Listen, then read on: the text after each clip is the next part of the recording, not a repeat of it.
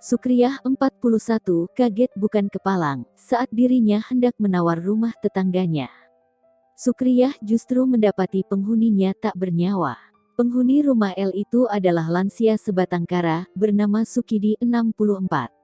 Alamatnya di Gang Guru, Jalan Samin, RT 1 RW 4, Jurang Mangu Timur, Pondok Aren, Tangerang Selatan, Tangsel. Menjelang azan maghrib, sekira pukul 17.30 waktu Indonesia Barat, Senin, tanggal 23 Agustus tahun 2021, Sukriyah bertemu temannya yang ingin membeli rumah Sukidi. Sukriyah pun menemaninya ke dalam rumah menawar harga awal yang dipatok 450 juta rupiah. Ia mendapati Sukidi yang biasa disapa Pak D, sedang posisi tertidur. Sukriyah yang mengenal cukup dekat Pak D syok dan tidak menyangka. Pasalnya, sehari sebelumnya mereka masih saling menyapa.